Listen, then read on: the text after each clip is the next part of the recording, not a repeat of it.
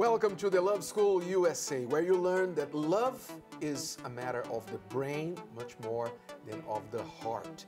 And Cristiane, we already start with a mega news, a big news, celebrity news, because Pamela Anderson was married in her latest marriage for 12 days. 12 days. Why? Why do people do this? Why do people treat marriage sometimes like a friendship in school? Like, I don't want to be a friend anymore. Don't last very long. We're going to talk about this. Stay tuned.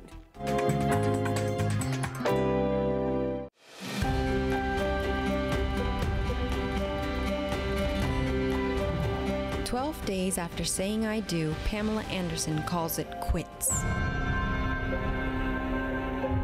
The former Baywatch actress exchanged vows with producer Jon Peters on January 20th, 2020 in Malibu. According to The Hollywood Reporter, the marriage seemed like it could go the distance. Although each had been married 4 times prior, the union seemed promising, given that Anderson and Peters had dated one another more than 30 years ago and had reunited in recent months, keeping the relationship under wraps. However, MSN.com reported, then came a confusing game of he said, she said. Pamela reportedly realized she'd made a mistake just a day and a half into the union, which ultimately was not legally binding, as they didn't file their marriage certificate following their January 20th nuptials, and called things off with Jon, whom she found to be too controlling, a source told Page 6. Then, on February 10th, Page 6 reported that the A Star Is Born producer told the outlet he'd ended it via text. Peters also reported, needless to say, that when she texted me that she wanted to get married, it was kind of a dream come true, even though I was engaged to someone else and the lady was moving in. He explained, I dropped everything for Pam. She had almost $200,000 in bills and no way to pay it, so I paid it, and this is the thanks I get. However, Peters' allegations didn't sit well with Pamela. According to Wonderwall.com, Pam reported, I don't need anyone to pay my bills. Pam told the Victoria News. She then goes on to explain about her prosperous financial situation. Pam further told the newspaper that after their brief marriage, Jon wrote her a check for $100,000 and said, no hard feelings. Although at the end of the day, both made their peace with the situation and said good things about the other. Still, the question that itches to be asked in the ongoing phenomenon of fast celebrity and civilian marriages is why? Why do people only realize they made a mistake after they tie the knot?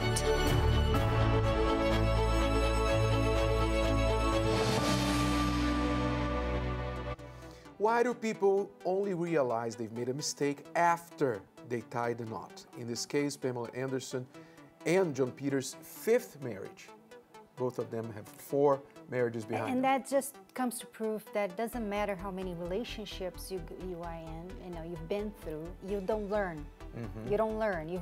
You can be married for many, many times, and if you don't stop and realize what you're doing wrong, you're going to still go on for the next number in relationship. And that's what's happening a lot these days. People these days are being married for 3 times, 4 times, and they keep blaming the other person. And I'm sure these two blame each other for the marriage not working out, or even blaming the marriage. Like, oh, I don't believe in love anymore. I don't believe in marriage. This doesn't work. No, this works. Marriage works. The thing is that you need to learn before getting married. You have to work at it. You have to learn the intelligent love. Exactly. And in their case, for example, let's look at how this happened. First of all, what called my attention there was that they dated 30 years prior. So there's this sensation that you have found again that love from the past, that flame that you had once in the past, and now you're going to be able to relive or live what you hoped you had lived before. And that's just not usually what happens, because people change. They have this false idea that, oh, I always loved this person, always felt something for this person. and then they're going to be exactly the same as 30 years later. 30 years. Come on. And it's not, right? That's the first mistake. And also the second mistake, they rushed into it. They rushed into it. They texted each other. They said, let's get married. And without much consideration, without much thought, it seems, they just decided to get married.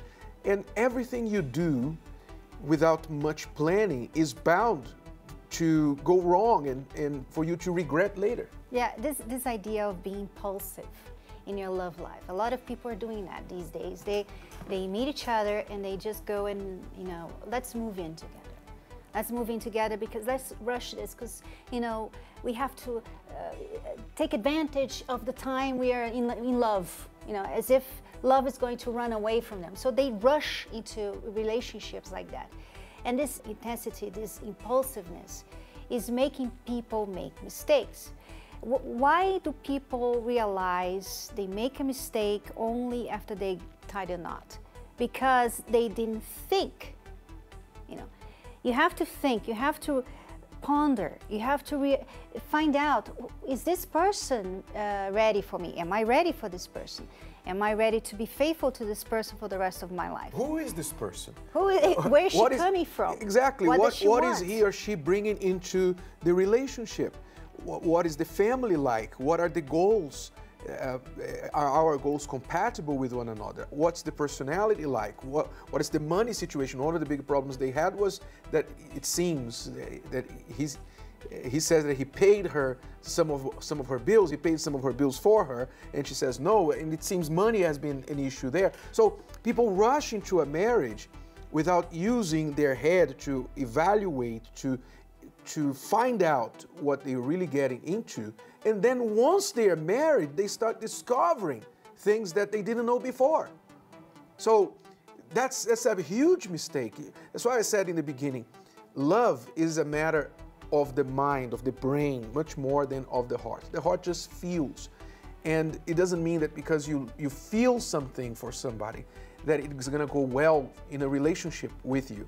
You need to use your brain before you go and marry somebody. Another point there, Cristiane, is that the age difference. He's 74, she's 52, and I know romantics don't like to make a big deal out of age difference, but the truth is that it affects the relationship. It's two different generations there. 22 years, 74, she's 52, they are on different levels. Yeah, and I'd like to even speak a little bit to the romantics, okay, if I can. You're bound to suffer a lot, okay, in the love life, because romance sells this lie that if all you have is love, then everything is going to work out. You're going to overcome your differences. You're going to stay together no matter what happens, no matter if everybody's against you. You know, that Romeo and Juliet type of romance. People think that is like true love. And that is not true love. True love thinks, true love ponders, true love, you know, you who are married, you know what true love is. The times that you have to pretend you didn't see, you know, when your husband leaves whatever on the floor. Look the other way. And you look the other way. That's love. That's love. That's not romantic, but that's love because you don't want to make a big fuss about that. But people romantics usually romanticize differences. That on the day-to-day life, they really make it hard to live in love. Yes, when there are some differences, of course everybody's different. You'll always find couples are attracted to each other's differences, but some differences are just incompatible. Right? Goals or the lifestyle, sometimes it seems that a little bit of that played out in Pamela's and John Peter's marriage, that he didn't agree with some of her lifestyle, etc. So you need to be aware of what can be worked out and what just becomes a problem in the relationship. You see, 12 days, I was thinking, we were struggling with each other for 12 years, but we were still there. We were still there trying. You know, Chris and I have been married for 28 years now, and at the 12th year of our marriage, she said to me, I don't want this anymore. I want a divorce. And you will know more about this in our book, The Bulletproof Marriage. You're going to know more about this right now. And we'll go on next to the Love Toolbox. We're going to tell you about a tool you can use in your marriage. But first of all, find out how you can find more about our story and tools for you to use in your own relationship. Okay, now we are going to give you a tool. We're going to go to our toolbox, open our Love Toolbox, and if I can only get this right, okay. And what is the toolbox, Cristiane? Let's explain to people what a toolbox in a relationship means. Well, you know, a toolbox is when you have it in your house. You have all the tools, you know, that you need to fix stuff in the house. So every house should have a toolbox because you have problems, you know, sink problems, shower problems. Emergencies. You know, emergencies. Right? So what we have here is a toolbox with tools for relationships. Yeah. Using the right tool for the right job is the secret for you to get the job done. So we have lots of tools here. We're going to pick one and show you. Let's see which one we're going to talk about. All right. So here it is. When your partner asks you to do something, do it first. And Let's talk about this tool. That's a tool that it makes a lot of difference. And it looks simple. It looks very like, oh, that's not going to make any difference in my life. But it does, because it expresses something deeper about how you feel, what you think of this person. So what happens many times is your husband or your wife asks you something, and you go, oh, we know, yeah, sure, I'll do it, I'll deal with it later. But then your mother or your father or your boss calls you and he says, I need you right now, come here, or whatever. You drop everything and you do whatever it is for that person. What you're really saying to your spouse is that that person is more important, because you are, you know, you're dropping everything to help that person, while your spouse, you don't do that. You kind of yes, take her for granted. What happens is that many times we make the mistake of letting our spouse feel less important than other people in our lives. And this can be played out by a simple situation such as, honey, I'm out of razors. When you're out, can you please get me some? And then she goes out and she forgets. Or she says, well, I'm not going out anytime soon, so you're going to have to wait. And for a little bit, a little problem like that, he feels that he is not as important to her as, for instance, the mother or the sister, etc., whom she drops everything to go and do something when they ask. So it's important for you to reinforce to your spouse, not just by thought, because you think it, but by action.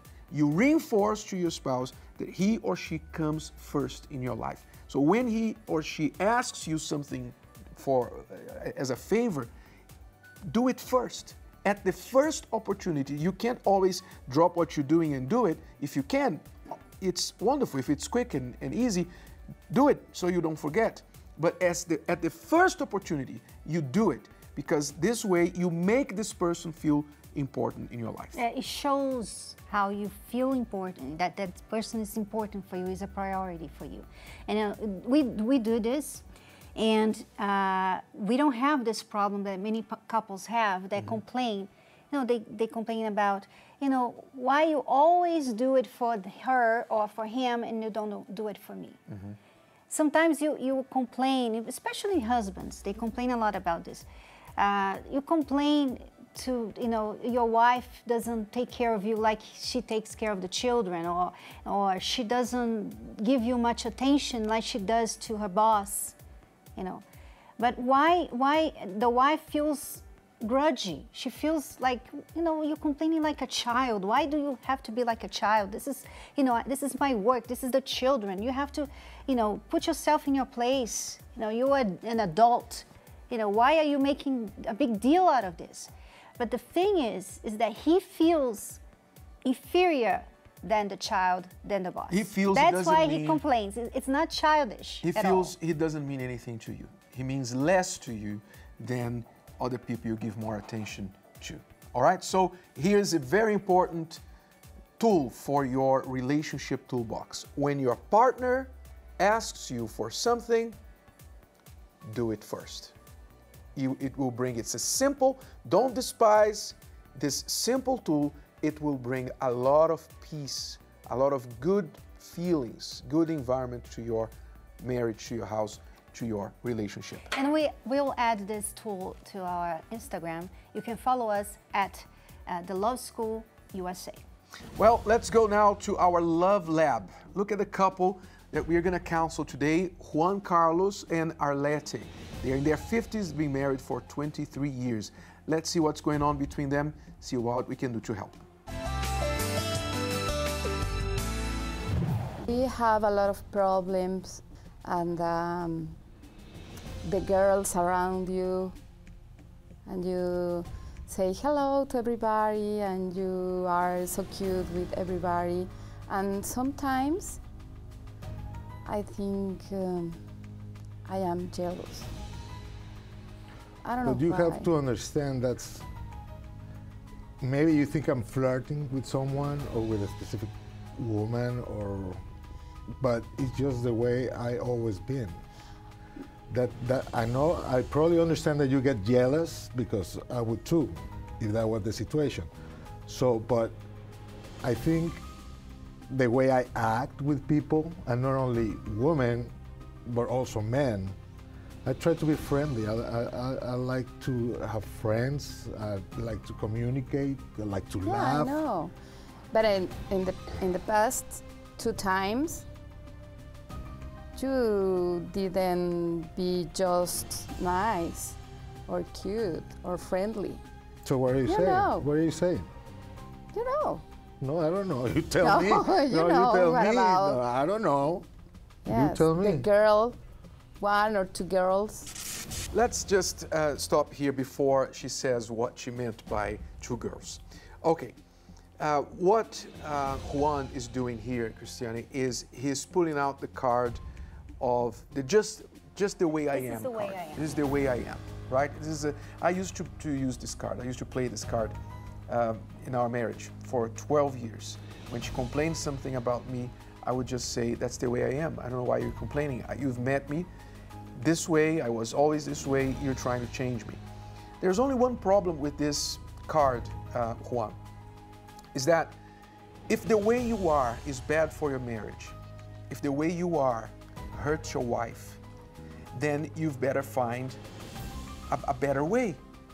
You should try, even though I'm not saying you can change your personality, but you can change some behaviors about your personality that can pass on to your wife a little bit more confidence, that she needs to feel secure, that this way that you are friendly with other women will not turn into an act of infidelity, of unfaithfulness. So you cannot change your personality, but you can change some behaviors that are the result of your personality.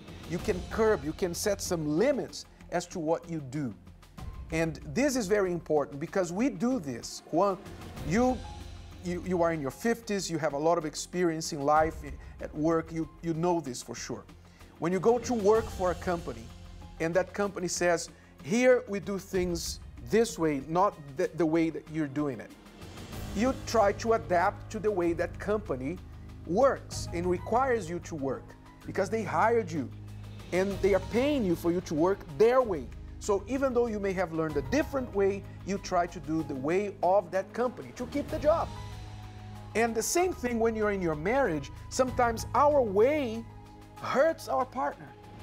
And we need to change our way, adapt, adjust our way a little bit, at least, in order to prevent the problems in the marriage. Especially if your way has something to do with a mistake that you made. And I guess that's what we're gonna hear now about the past. Let's see. 1 or 2 girls, the infidelity. The things where when that happened, in the long period of time, 26 years of Yeah, being I together, know. those 2 times we got into a big arguments. Or We more? almost got divorced Yeah. more than once. We were separated 2 times. Yeah. I remember. I remember. Can you explain why? Yeah, because of that, of the problem with a woman. I understand that, and I think I pay for my mistake or my mistakes. Oh, you paid. It was really hard, but You at almost the loved your end, family. I realized that I love you. That's why I apologize to you. Oh, thank you. And that's why I keep my life with you until you have me. But the thing is, no marriage, I don't know one marriage that hasn't lasted this long with no problem at all. Yeah, but I fight a lot for my marriage because I have a divorce and I don't want another okay, I divorce. understand that you were, and that's all right. I understand that the first marriage didn't work. Okay, but also the thing that I don't like is that you're always like a spy. You're always like, this and who's that and that, and you're going into my phone. Oh, because you number, were make me crazy. You know what I and all that. So you know how uncomfortable it is when you are like over the shoulder looking at me. Who's that? Who's that? Who called you? Who's that? Oh, is that your friend? Is that this? Is that? Come on, he gets to a point. I have a question. Let me finish. Okay. He gets to No, we're not going to let you finish right now because we need to speak about this what you just said there, Juan. The problem with betrayal is that you have to, the payment is lack of trust. If you don't know how to rebuild the trust, you're always going to suffer with the lack of trust that you now included in the relationship because you betrayed her. So this happened many years ago, 11 years ago, but somehow you didn't build trust in this relationship. So Arlette still thinks that you're going to betray her. That's why she looks like a spy sometimes. That's why she's always asking, what you're doing there, who are you talking to and stuff, because she doesn't trust you. So I know this is very irritating to be at the other end of this, but the problem is that you cannot throw this at her like, you need to trust me. You can't expect the other person who's been betrayed to trust if you did not build the trust between you. Especially when you defend some of your behaviors by saying, that's the way I am and I'm not going to change. So she feels that the same behaviors that led to the cheating before are still there. So it's hard to trust when you are so hardened in your heart and refusing to change, to acknowledge that you can and you need to make some changes to your behavior. So, but I also think, Cristiane, that Arlette is holding a grudge. She hasn't really gotten over what happened back then, and she's still hurting and holding a grudge against Juan, and that's a big part of the problem. Let's watch. finish. Okay. It gets to a point that I get irritated. You know what irritated, right? Yeah, I know. And that's why I probably act mad at you. A lot of not. A lot, because the same, but this is the thing you have to understand. Oh, yeah, sure. The way you acted with me when I made my mistakes, I took it. And as they say, I took it like a man. I pay my dues, I pay whatever I did was for you and for us and for the family. And Understand? other thing, Now, the last time that happened over 11 years ago, 11 years ago, and there's no one single you know day. exactly the time. There's Oh, no I one can't believe single day that you don't remind me of that. Do you think how uncomfortable that makes me feel? I suppose. Do you understand? When you say you forgive, you have to forgive from the heart. You have my code for my phone. You have my Facebook is open. My Instagram, my everything, my email. You even Mine too. So I All don't the have time. nothing to hide. Well, okay, so as we said, Arlette still hasn't quite forgiving. She talks about what happened 11 years ago as if it happened yesterday, right?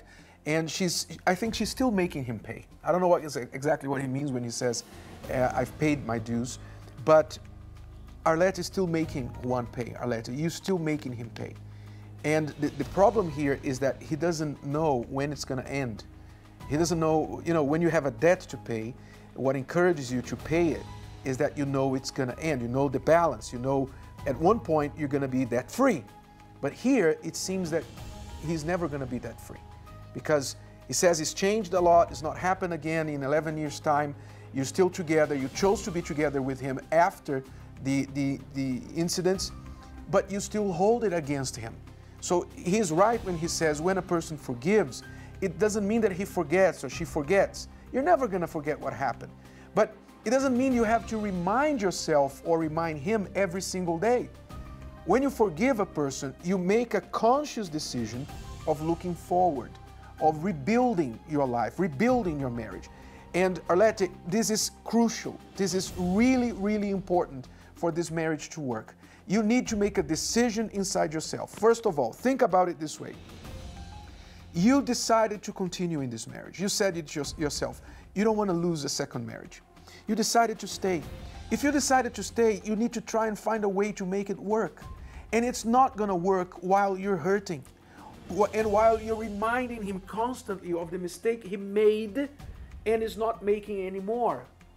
It's impossible to live with someone like that. The thing about it is, Renato, is that I think I understand why she does that. Because a lot of people who get hurt in a marriage, like infidelity, they keep reminding their spouse, so they won't forget what they did.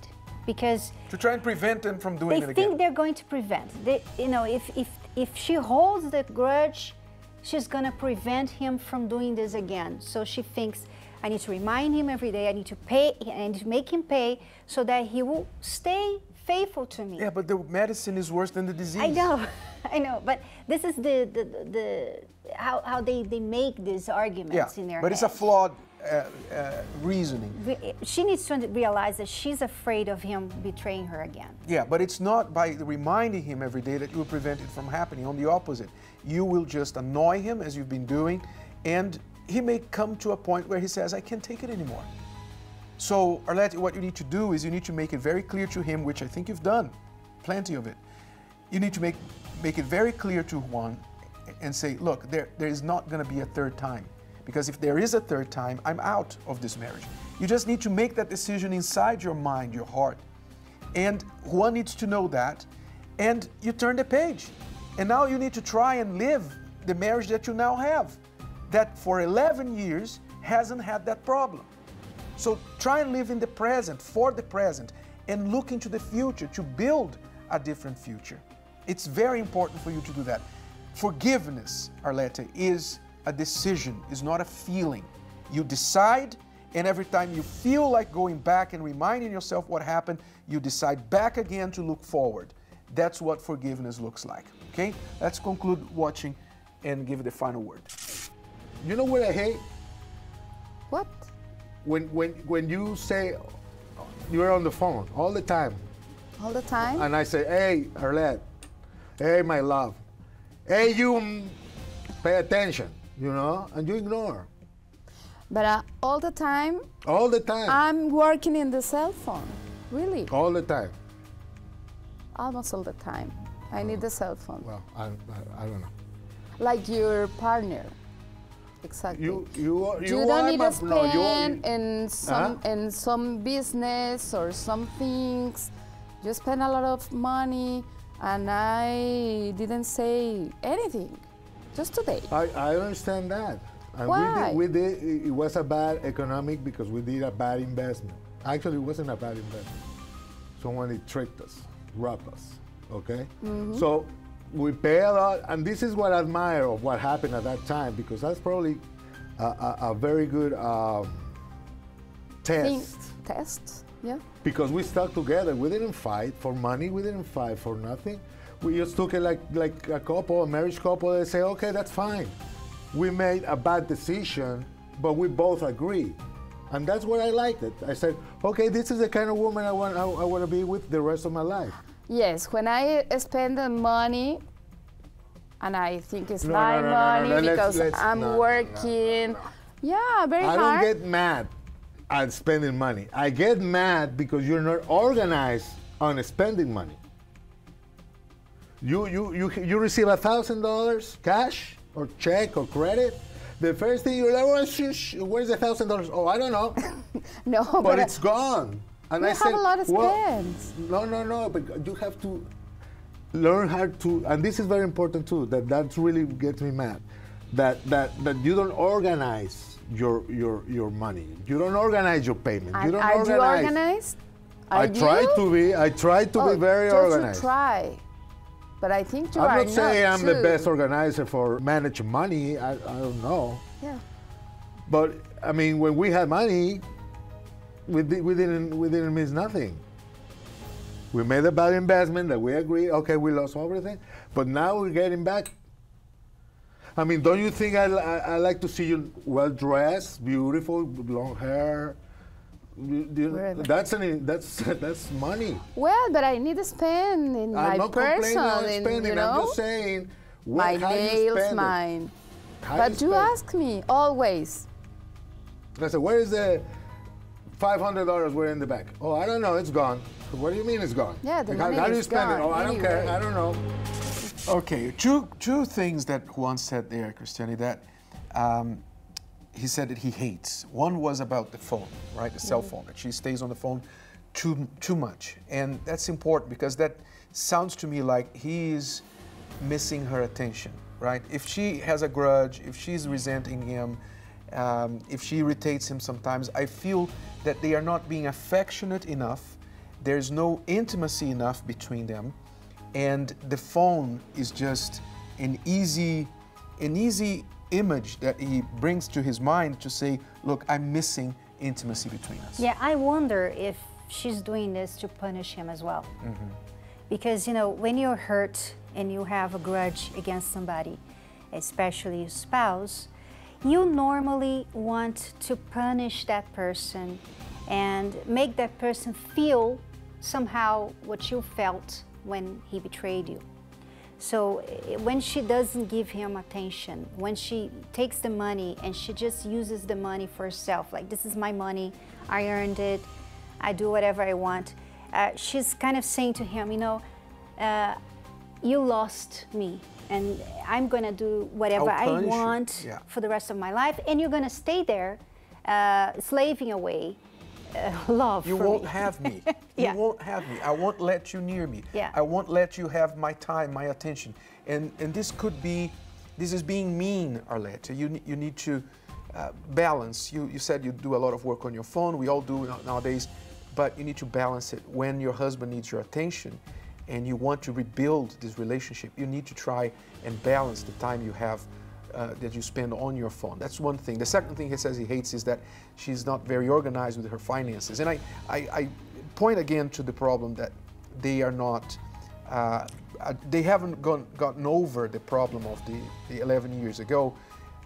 And that shows also through the finances, because they still keep this idea, my money, your money, right? Because of the lack of trust that entered the relationship, you probably, if that wasn't that way already, it started certainly when faithfulness was broken, the trust was broken. And now you have your money, Arlette, and he has his money. And this shouldn't be so. 26 years of marriage, you should already know that you should have one account, one pocket. It works best that way, usually. It works best that way. And if he asks you to be more organized, you need to have a few rules about your finances. You need to have organization in your finances. What goes in, what comes in, what goes out, what you have to pay, who's going to pay what. You need to have some form of organization in your finances, which is pretty basic. But because you can't agree on almost anything, the problem of the money becomes a big issue. Now, I'd like to speak to Juan because I noticed that Juan didn't really allow Arlette to speak too much in the lab. I think she had more complaints, but he spoke more and he didn't allow her. I had this, I don't know, maybe I'm wrong, but he didn't allow her to speak very much. And maybe because he doesn't want to feel, he doesn't want to hear everything that he's heard for these, 11 years or so. But I think you have also a problem here, Juan.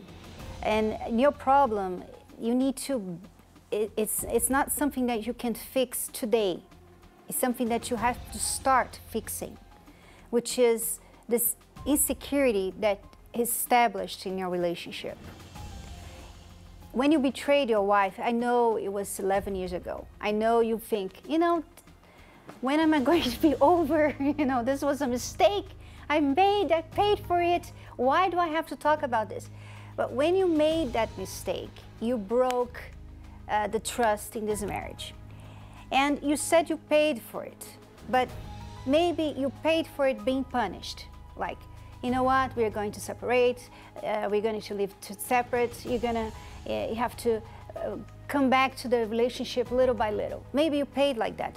But how you really build trust, and here's a tip for all of you out there who has betrayed your spouse, and you are in this situation, very delicate situation. It's like you have to pay for it for the rest of your life. You don't have to. You have to rebuild the trust. That's what you have to do. Rebuild, not being paying for it, but you have to rebuild the trust. And how to rebuild that trust? To rebuild the trust in the marriage, you have to be transparent. You have to compensate. Like, for example, before you betrayed your wife, you were this person who's very nice to women. You like to hug them. You like to exchange messages with them. But now you betrayed her with another woman. So you're gonna have to change. You're gonna have to change towards every woman now. Set a few new rules. Because she needs to see that you really changed. Mm-hmm. Because you can't change just by saying, oh, okay, I won't betray you anymore. I won't do it anymore. You need to pass on that confidence that it won't happen again, and the steps you're taking to prevent it mm-hmm. from happening again. Look, I'm not going to have anyone on my phone that you don't agree with anymore. I'm not going to spend time in a private space with someone of the opposite sex. I'm not going to give a woman a ride in my car if you're not with me, and things like that. You need to come up with some new rules that you will abide by, and she will see that you are taking care of your marriage and steps to prevent the mistake from happening again. That's how you rebuild trust, being transparent, having some new rules, and investing in the intimacy that it seems to be lacking very much between the two of you. Okay? So this is our advice to you, Juan and Arlette. We wish the best, and we hope that you come back on the show very soon to tell us the effect of following the advice. Well, that's it for us today, but we'll be back next week, the same time here. Leave your comments on our Instagram, The Love School USA. Till next week. Bye-bye. Bye.